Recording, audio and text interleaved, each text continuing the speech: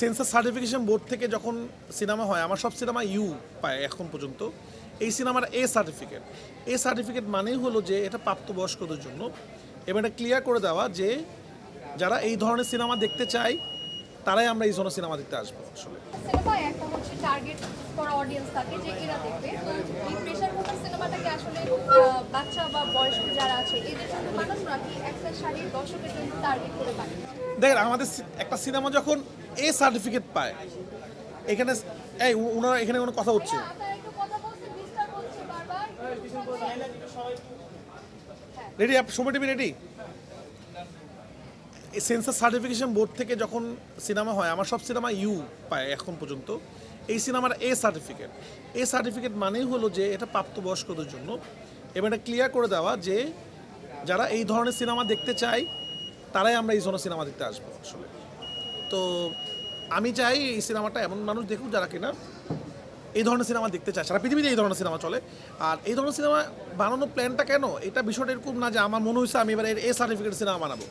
এই গল্পটা ডিমান্ড করে এটা আসলে।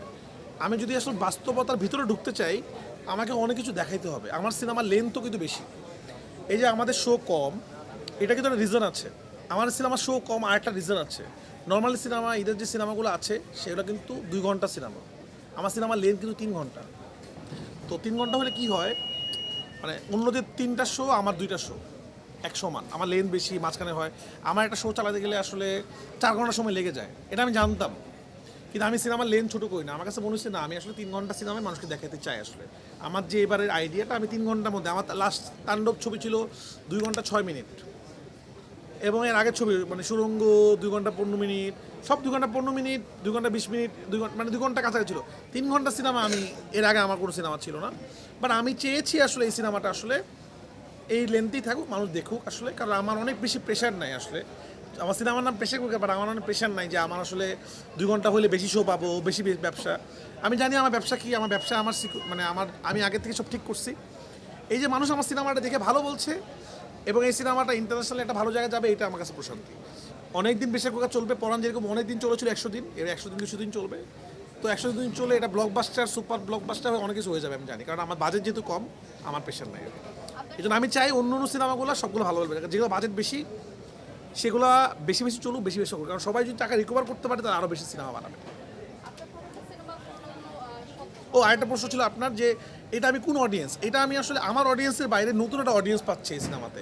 এটা আমি অনেক এনজয় করছি। যারা আমার সিনেমা সচরাচর দেখে না তারাও সিনেমাটা দেখছে, নতুন ইয়াং জেনারেশন আমার সিনেমাটা দেখছে, এবং অনেক ইন্টেলেকচুয়াল আমাদের সিনেমা দেখছে। তো এইটা আমি নতুন একটা অডিয়েন্স পাচ্ছি যারা আরাম পাচ্ছে, এবং সবচেয়ে বড় কথা দর্শকই বলছে যে আমার সিনেমা থেকে এটা আলাদা এবং এটা আমার এখন পর্যন্ত বানানো সেরা ছবি।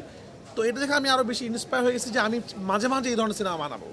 হয়তো বছরে আমি 2টা সিনেমা বানাবো, একটা এরকম ডিফারেন্ট ক্যাটাগরি থাকবে, একটা থাকবে তুফান, তাণ্ডব, এরকম ধুমধারাক্কা ব্লকবাস্টার টাইপের থাকবে।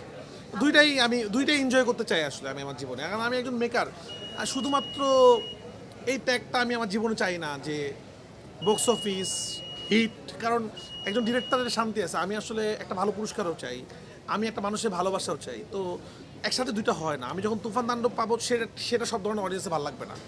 আবার প্রেশার কুকার এমন কারো ভালো লাগবে না যারা কিনা মারামারি দেখতে চায়।